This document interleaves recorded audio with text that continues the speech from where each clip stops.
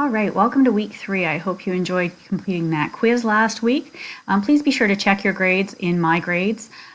Once we have started the written portions, that My Grades will also contain a feedback portion with specific comments on how you earned your marks posted by me, so you can have a look at that.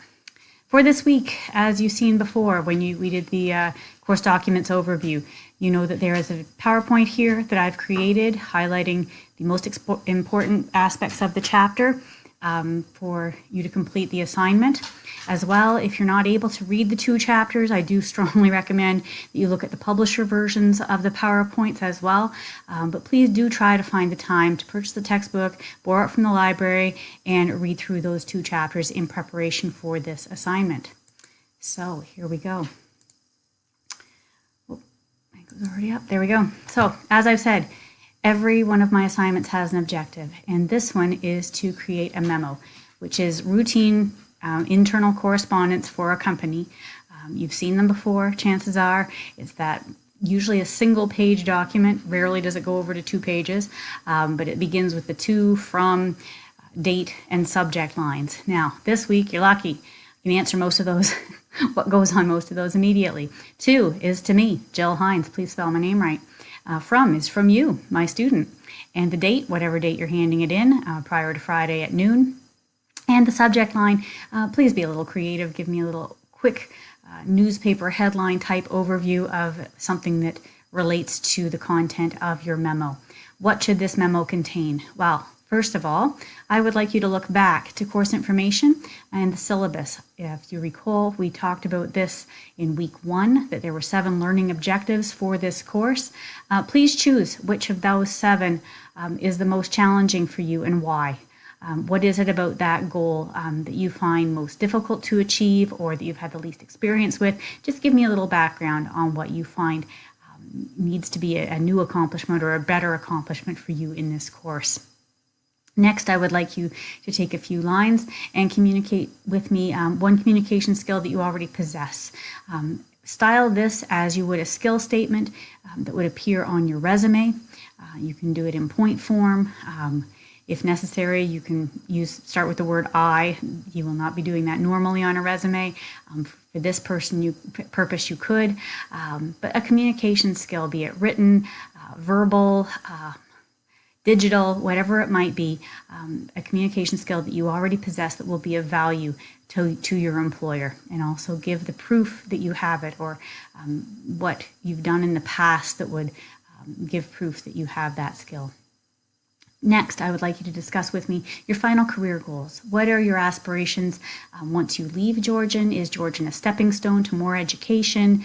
And if so, what will that education obtain for you? I just want you to have a little bit of forecasting and give me some details about you. Last thing I'd like you to consider is the expectations a future employer will have, especially regarding communication skills. So you have this future career goal in mind. What communication skills are they specifically going to look for? And if you say, Jill, I have no idea.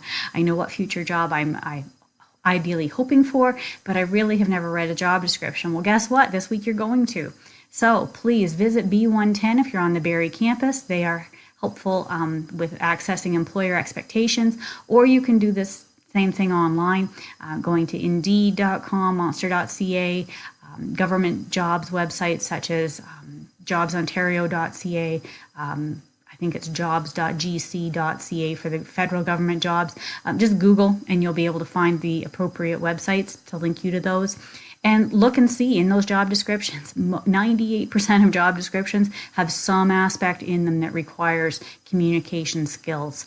So have a look at what your field values for good communicators in your area. All right, once you have all these pieces of information, you're going to formulate them into a memo. Memos ideally are 1 page long, so we're not looking for a ton of detail here, but sensible paragraphing. Give us the introduction, who you are, possibly begin with that learning objective for this course as part of your introduction, and then start talking about your communication skills, what you already have, what you hope to achieve here at Georgian, and what those future employers will be looking for specifically. So don't forget introductions, content, conclusion. Make for a good memo. So do those paragraphs appropriately. Direct method of organization, you can read more about that in Chapter 7. An example is available to you on Figure 7.3 on page 158, so access the textbook for that either at the library or with your purchased copy. Spell and grammar check. Perfection is important. Don't forget, this is a professional communications course. Treat me as you will treat your future boss. Best possible version of yourself, be it live or on something that you're handing in. Make that attitude apply here to this course as well. And we're just going to have a look at the marking scheme. As you know, this is due by noon on Friday with 7.5% of your grade. Use this marking scheme as a checklist. As you go through, say, did I format my memo correctly? She's looking for paragraphs. Do I have an introduction, content, conclusion? Have I used graphic highlighting, point form, bullets, numbering, things like that that would maybe enhance my understanding? There's more marks for the direct pattern as described in your textbooks and making sure that you have a complete content. How are your paragraphs formulated? Are they well structured? Do they have introductory sentences, organized content, and a concluding transitional sentence that takes me to that next idea to come in your writing? Are you clear and concise? Do you use those active verbs? Is this a conversational tone? This doesn't need to be overly formal.